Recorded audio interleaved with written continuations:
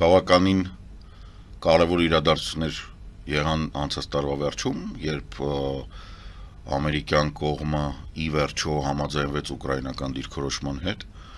եւ հասկանալով, որ մեծ եվրոպական, այսինքն Եվրոպա ԵՄ պլյուս Ուկրաինա պլյուս Մեծ Բրիտանիա այդ կոալիցիայի դեմ ինքը խղճուկ շանսեր ունի, ընդհանրապես շանս չունի, ստիպված Տրամպի այդ վիճոկը, զյաճոկը եւ բոլոր մնացած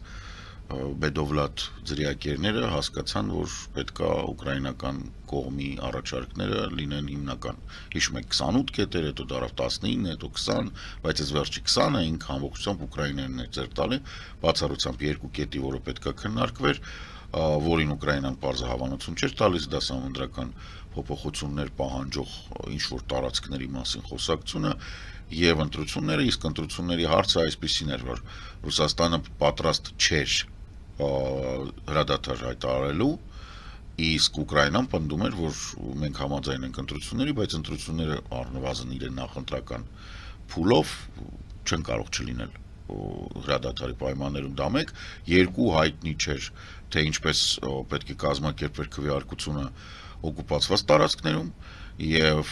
Ռուսաստանի պահանջը, որ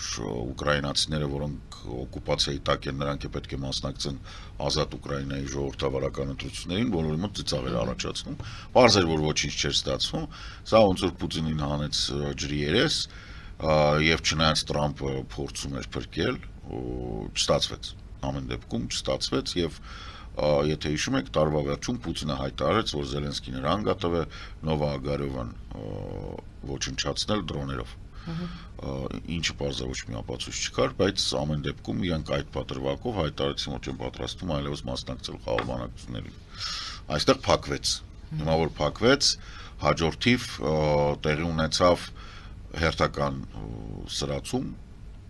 որը բերեց այդ արեշնիկների, բայց այս արեշնիկների պատասխանը սա նույնիսկ ոչ թե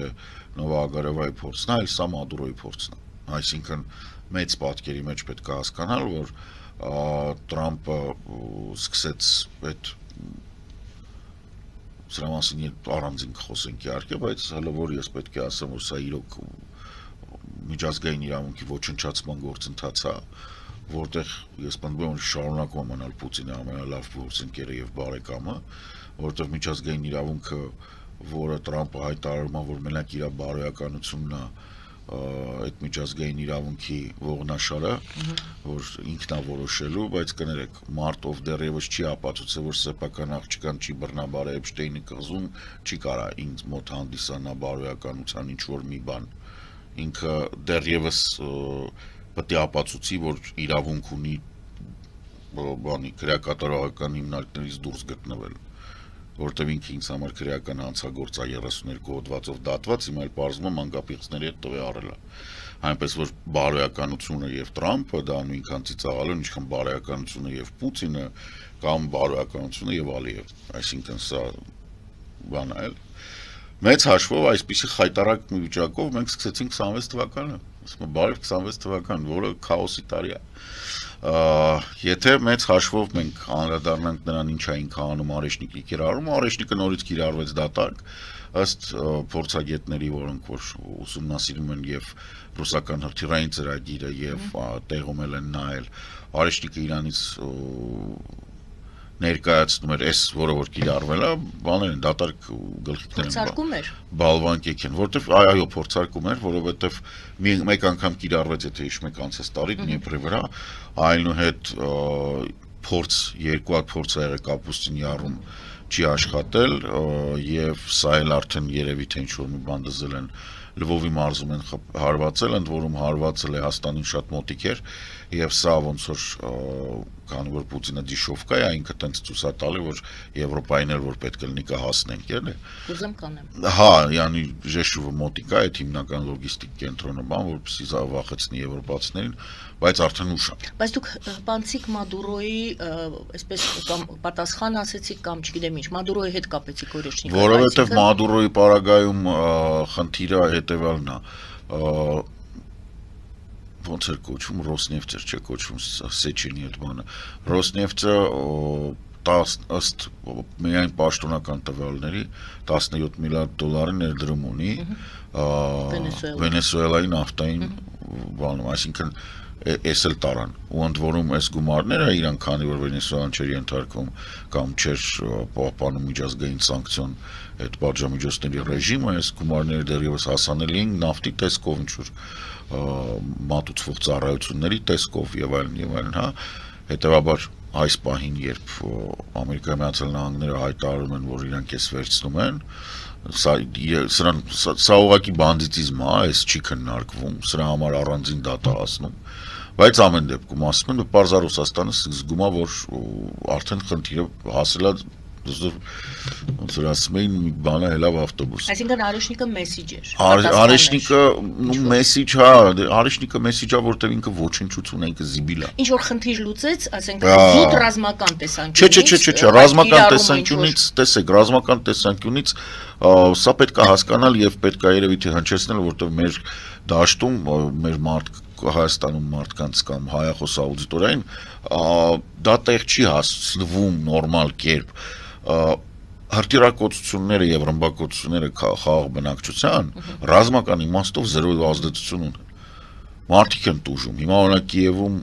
անջատումներ են Լվովում անջատումներ են հա ասենք լույս չկա ձմեռը իրանց մոտ կենտրոնացված աջերուցումը այդ համակարգերն է անջատվում կանալիզացիան է անջատվում ջրի մատակարարումն է անջատվում հա այս ամբողջը հումանիտար կատաստրոֆա է ստեղծում եւ կարող է մեկնաբանվել որպես մարդկության դեմ հանցագործություն բայց իր ռազմական նպատակով դրան ոչ մի չի ազդում միացյալ միջազգային հարաբերություններում Թրամփը հանդիսանում է որպես սրիկա բարեսբուն իմաստով այսինքն կարամ անում եմ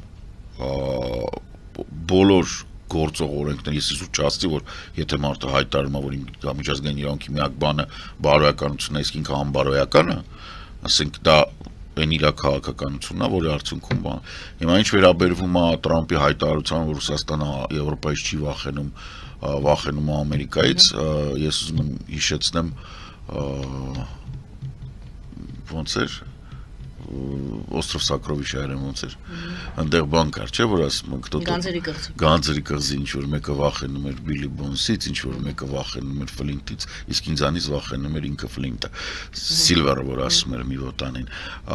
սա Եվրոպայի ճառն է ասենք ինչ որ մեկը վախենում է Սի Ցզինպինից մյուսը վախենում է Պուտինից մյուսը վախենում է Տրամպից Բիստրուպը հայտնի նկար ուներ ումից է վախենում վերջում շղթան փակում է դե խնդիրը հենց նա որ Եվրոպայից շամպես վախենում է պամպերսը լցնելով Թրամփը որովհետև իրականում այս ամբողջ իր քաղաքականությունը որ ուղղված է իր թշնամին ոչ Չինաստանն է ոչ Ռուսաստանն է առավել եւս մանր մուներ լագորդ լգուտ կենթանիներ Մադուրոյի նման դրանք չեն Թրամփի ամբողջ գործունեությունը ուղղված է Եվրոպայի ոչնչացմանը որովհետև համաշխարհային կարգի ողնաշարը եւ կարգ ու կանոնի հիշողության տանողը եւ իրականացնողը դա Եվրոպան է եւ ով Թրամփի պես բեդովլատները լավ տեղյակ են որ դու չես կարող Եվրոպայից տենց արագ բրցնես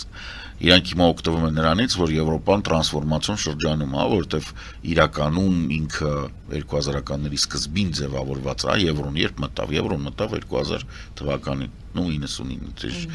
Շենգենը Եվրոզոնան եւ այլն որը հիմա նորա ձևավորվում Եվրամիությունը ու իրանք Ամերիկայում լավ հասկանում են որ 500 միլիոնանոց 27 իսկ պոտենցիալ 32 երկրից բաղկացած միությունը ինքը ոնց էր ասում են բրիտանական դրոշի տեսքով կպատրի Ամերիկան, որը արդեն սպառվել է, որտեղ Ամերիկայում միջին նահանգները, որոնք որ այսպես կոչված այդ միջին արևմուտքն է, հա, այդ Նորթ Դակոտայից մինչև ներքև, իրանք թույլ բնակեցված են, ընդհանրապես կրթություն չունեն, հիմնական ասենք որ միջին կրթությունը նայում ես 7 դասարանից ներքև է, եւ հնայել չեն ստեղծում դուսգյունի, այսինքն Ամերիկան կուտակված է արևելյան եւ արևմտյան ափերին իր հիմնական արտադրությունն է դա եւ Տեքսասն է, այսինքն ուրիշ տեղ չկա Ամերիկա, լրջորեն չեք հավատում որ Նևադայի կազինոները հնա են ստեղծում, չէ, էլի, ասենք կազինո է իսկ մնացած Ամերիկան թույլ է, այսինքն երբ որ դու նայում ես նահանգների քանակով, որոնք իրականում խաղում են դաշտում, դու տեսնում ես, որ իրանք ԵՄ-ի չափ են, միգուցե ՀՄ-ից քիչ։ Իսկ ԵՄ-ի հզորացումը ավտոմատ կերպով, քանի որ սա հին աշխարհ է, ինքը առաջնորդելու բնական, ոնց որ բնատուր ունակություններ ունի։ Եթե մենք նայում ենք, ասենք Ամերիկայի Միացյալ Նահանգներում պարզ է, չէ, ոչ մի մասնագետ չկա, որը հասկանում, ասպանդում եմ, որ մեր տարածաշրջանից հասկացող մարդ չկա։ Չկա մարդ, ով հասկանում է Եվրոպայից, ընդհանրապես Եվրազիայից, ուղղակի չկա։ Իրանք չեն պատկերացնում, որովհետև երկրները, որոնք այստեղ գործողներ են, իրանց պատմությունով պայմանավորված ինչ-որ բաներ կան, որ պարզ օրինակ եմ բերում, Մեծ Բրիտանիայի և Պորտուգալիայի միջև պայմանագիրը կնքվել է, թույլ տվեք, որ բան չանեմ չսխալվեմ, 13-րդ դարում, ու մինչև հիմա գործում է, և դա նորմալ է։ Այսինքն լրիվ նորմալ է, որ Մեծ Բրիտանիայի և Պորտուգալիայի միջև դաշնակցային պայմանագիրը և փոխադարձ փոխօգնության պայմանագիրը կնքվել է 12-րդ 13-րդ դարում և մինչև հիմա գործում է և ուշադրություն այդ պայմանագրի գործունեության ժամկետը 4 անգամ ավելի մեծ է, քան Ամերիկայի Միացյալ Նահանգները ընդհանրապես գոյություն ունեն որպես հույս ունեցող, որպես պետականություն։ Եվ սա Ամերիկայի համար անհասկանալի է և վտանգավոր։ Մոնրոյի դոկտրինի մասին չեմ ուզում երկար խոսեմ, բայց մի հատ դրան կարելի է անդրադառնալ ուղղակի կարճ, նորից եմ, ես պնդում եմ, որ Մոնրոյի դոկտրինը որպես այդպիսին ինքը թուլության նշան է։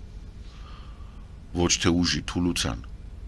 Մոնրոյի դոկտրինը 1823 թվականին մտավ նախագահ Մոնրոն ստորագրեց այն պահին և հասկացավ, որ Նապոլեոնի Բոնապարտի պատերազմները վերջացան Եվրոպայում և եվրոպացիք կարող է իրենց ունեցվածքը հետ պահանջեն։ Դա էլ էր բանդիտական դոկտրին, որը որ իրանք առաջ քաշեցին, այն ժամանակ Ամերիկան հանդիսանում էր Լատինական Ամերիկայի միակ տնտեսական գործընկերը և այն ժամանակ դրա համար աշխատեց։ Իսկ իսպանական մասը ապստամբել էր, իրանք Լուիզիանան նոր էին առել Բոնապարտից, բայց բուրբոնները վերադարձել էին և հանգիստ և վաղտվա Լուիզիանան բան չէր, Մոնրեալից, այսինքն Քվեբեկից մինչև մեքսիկական բաններ, ծոցներ, այսինքն ինքը ամբողջ, անքը Ամերիկայից մեծ էր, Բոնապարտը այդ կտորն էր ծախել։ Ինչի է հիմա Տրամպի մոտ, ամերիկացիների մոտ ընդհանրապես, ես նայում եմ իրենց վերլուծությունները, այդ տարած գնելու թեման, իրանց մոտ ասում է, եկեք Գրենլանդիան գնենք, ասում է, որովհետև իրանց մոտ այդ նստած է, իրանց թվում է, որ այդ տարածքները կարելի է գնել, որովհետև իրանք սկզբից գնեցին Լուիզիանան, հետո զավթեցին Մեքսիկայի մի